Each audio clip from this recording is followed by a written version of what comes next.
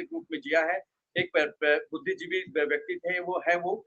लेकिन अब जिस प्रकार से सबसे ज़्यादा इस पूरे मामले में महाचारी कहा जाता है ना कि कैप्टन जो है, सरदार जो होता है, जो जंगल का राजा होता है, उसी पे सबसे बड़ा अटैक होता है। जंगल में आग लगेगी तो बाकी सब लोग तो कहीं न कहीं निकल जाएँगे, लेकिन राजा की ज़िम्मेदारी होती है कि जंगल की आग को कैसे बुझाया जाए।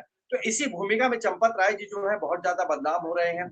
एसआईटी का इंतज़ार है, वो जो है बयान भी देने के लिए वहाँ पहुँच चुके हैं एसआईटी के सामने। ऐसे में सरकार साहब से मैं शुरुआत करता हूँ। सरकार साहब, आपको लगता है कि एसआईटी का जब एक प्रकार से कहा जाए लबो-लब रिपोर्ट आएगी तो बहुत सारी चीज़ों का खुलासा होगा इस पूरे मामले में? सरकार साहब। ये ये कौन मतलब कह सकता है, क्योंकि जब जहां से हमें अधर्म की बात आती है, अधर्म दिखाई देता है, तो इससे ये प्रतीत होता है कि अधर्म हर जगह पहुंच सकता है। अधर्म का कैरेक्टर ही यही है कि वो प्रयास करता है कि जिस तरह से, मानिए खुली तरह से आए तो वह एक है, पर जिस तरह से स्पाई कहीं होता है, जैसे हम देखते हैं कि ये जासूस, एक देश के जासूस दूसरे देश पे जाके काम करते हैं जीतने के लिए। तो धर्म युद्ध जो है वो धर्म और अधर्म के बीच का युद्ध है, तनाव है। तो अधर्म भी सनातन है और धर्म भी सनातन है, हमेशा रहेगा। एसआईटी के अंदर अधर्म घुसने का उतना ही पॉसिबिलिटी है, उतना ही चांस है।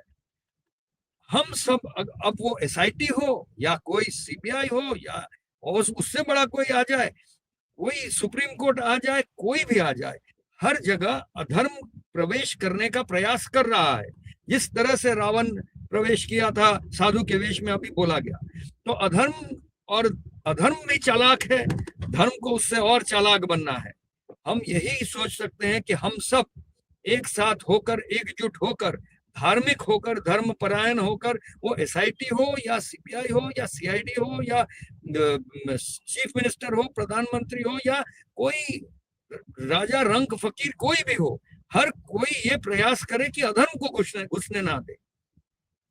क्योंकि एसआईटी को हटा के किसी और को घुसा देंगे, इससे कोई प्रतीत नहीं होता है कि अधर्म नहीं घुसेगा उसके अंदर। तो हम सबको सजग रहना है और हर किसी को, एकदम जिस तरह से बोल रहे हैं, हर किसी को सजग बनाना है कि अधर्म को ना घुसने दे, चाहे वो कोई भी इसका इन्वेस्टिगेशन कर रहा।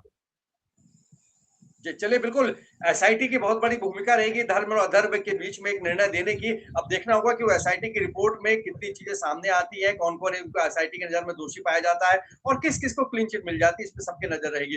क्योंकि हमें प्रेमवीर सिंह जी हमारे पास से जुड़े हुए, ग्रुप कैप्टन के पास से रिटायर हुए हैं और एक तमाम एक से 41 के, मुझे लगता है इन सब इतने पूरे अपने जीवन में, सरकारी जीवन में, नौकरी के जीवन में, तो उन्होंने भी कहीं न कहीं से भूमिका अदा करी हुई, कोई न कोई एक प्रकार से कहे जांच कमेटी के सदस्य की। आपको क्या लगता है एसआईटी में जब जो सारी चीजें सामने आई हैं कि सही